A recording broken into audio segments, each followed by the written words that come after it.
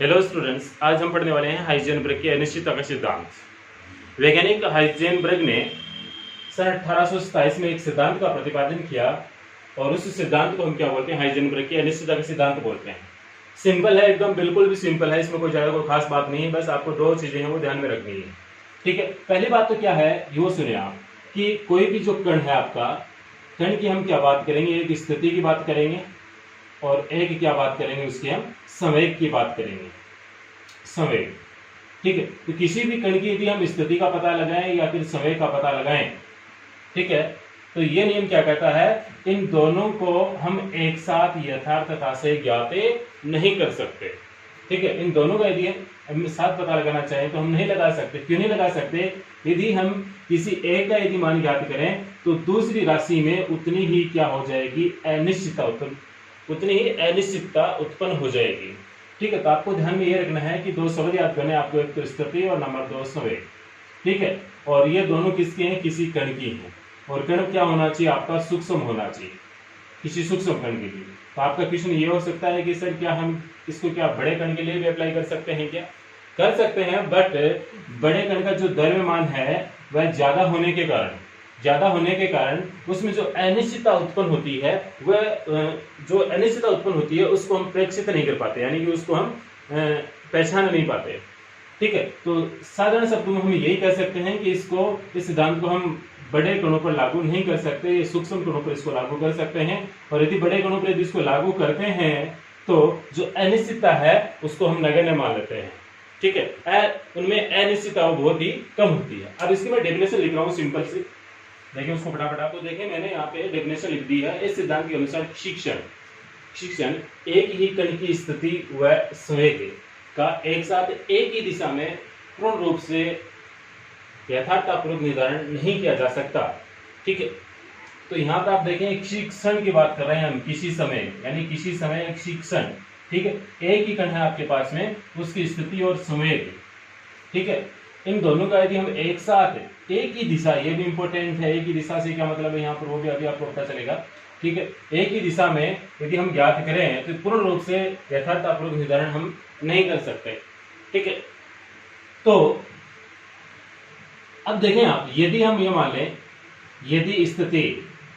यदि किसी समय किसी कण की जो स्थिति है वो मान लें कि हम डेल एक्स का मतलब है यहाँ पर उसके अक्ष डायरेक्शन में उसकी जो पोजीशन है वो क्या है?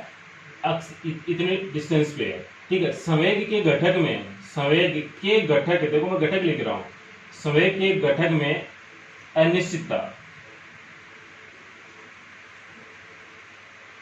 अनिश्चितता वो हम मान लेते हैं डेल पी एक्स। एक्स का मतलब है अक्ष डायरेक्शन में।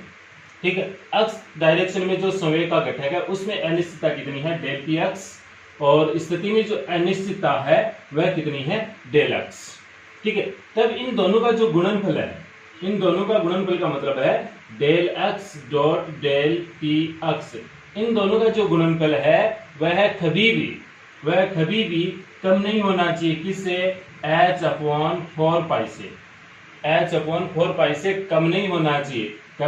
इसका मतलब ये greater than and equal to, इसके बराबर हो सकता है। इन दोनों का गुणनफल इसके बराबर हो सकता है या इससे ज्यादा हो सकता है इससे, बट इन दोनों का गुणनफल इस मान से कम नहीं होना चाहिए। ठीक है, तो ये वाली कंडीशन हम यहाँ पर अप्लाई कर सकते हैं। यदि हम अब मान लीजिए कि मैं किसी एक स्थिति के बारे में बात करूं, जैसे मैंने मान लिया del X is equal to 0 है, del X is equal to क्या है? 0 है। तो इस कंडीशन में हम क्या लिख सकते हैं? डेल, देखो ये जैसे 0 मान रखा, इसका मैंने 0 मैंने इधर आगे इससे मल्टीप्लाई किया, इसमें भाग दिया, तो यहाँ पर जो हमारे पास में जो डेल पी एक्स की जो वैल्यू है वो कितनी आएगी? अनंत आएगी। तो डेल पी एक्स क्या है? संवेग के घटक में अनिश्चितता है, तो इसमें जो अनिश्चितता है वो कितनी हो जाएगी? अनंत हो जाएगी। सेम इसका उल्टा भी आप देख सकते हैं कि यदि del P X is equal to 0 रखें, ठीक है, तो हमारे पास में जो स्थिति में अनिश्चितता है डेल एक्स, वो कितनी हो जाएगी? अनंत हो जाएगी। तो कहने का मतलब यही है कि इन दोनों का एक साथ यथार्थता से हम निर्धारण नहीं कर सकते हैं। ठीक है, यहाँ पर आपको ये एक चीज और भी दिख रही है h/4 तो कुछ बुक्स में इसको इस प्रकार से लिख दिया जाता है कि एक है h कट का मतलब होता है h/2 ठीक है। यदि इसको मैं एच कट वाली डेफिनेशन में इसको रूपांतरित करूं तो इस प्रकार से लिख सकते हैं इसको, del x dot del P X is greater than and equals to H cut upon 2, H cut upon 2। यानी कि यहाँ पे क्या हमारे पास में क्या है, यानी 2 इंटू 2 है, ठीक है। तो एच अपॉन 2 पाई, तो एच अपॉन 2 पाई को तो हमने क्या लिख दिया, एच कट, और ये 2 क्या रह गया यहाँ पे, एक्स्ट्रा रह गया। आप इस प्रकार से भी लिख सकते हैं, इस प्रकार से, बट आप यही फॉर्मूला याद रखें, 4 पाई, ठीक है। इस पर कई बार न्यूमेरिकल्स भी आते हैं, ठीक है।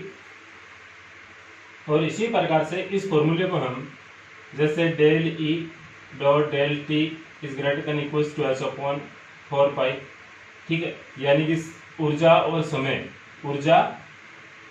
और समय के रूप में भी इसको हम अप्लाई कर सकते हैं, ठीक है।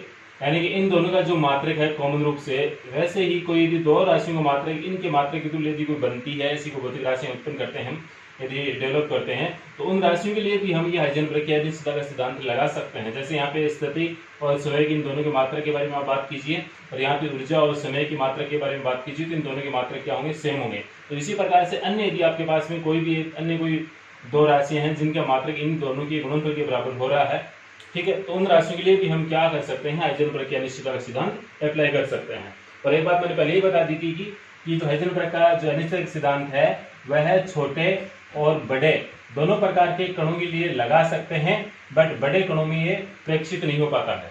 यानी कि बड़े कणों में जो अनिश्चितता होती है वह बहुत ही कम होती है, और उसको हम क्या मान लेते हैं, नगण्य मान लेते हैं, ठीक है। तो इसको हम बड़े कणों में इसको प्रेक्षित नहीं कर सकते, बट अप्लाई कर सकते हैं हाइजेनबर्ग के अनिश्चितता के सिद्धांत को, बट छोटे कणों में हम इसको आसानी से लागू कर सकते हैं।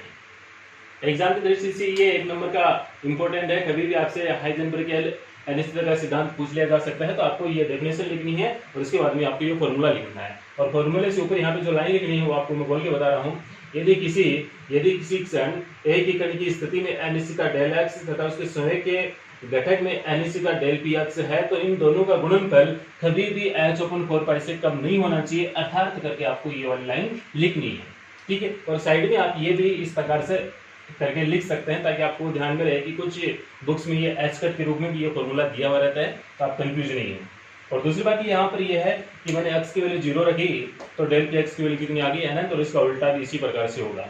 और एक अगली बात यह है कि यदि जैसे यहाँ पर मैंने स्थिति और समय लिया है, उसी प्रकार से यदि मैं यहाँ पे ऊर्जा और समय लूं, ठीक है, ऊर्जा और समय लूं, तो किसी कण की यदि किसी समय यदि हम ऊर्जा और उसके समय की बात करें, समय के सापेक्ष उसकी ऊर्जा की बात करें, ठीक है, तब उनकी अनिश्चितताओं का गुणनफल है वो भी इस प्रकार से हम परिभाषित कर सकते हैं कि वहां पर भी हाइजेनबर्ग की अनिश्चितता का सिद्धांत लगा सकते हैं, ठीक है। इस पे न्यूमेरिकल आपकी बार इंपॉर्टेंट बनता है, लेकिन इस पे एक एग्जांपल है अपनी बुक में, वो न्यूमेरिकल आप कीजिए, ढंग से कीजिए, उसको याद भी कीजिए।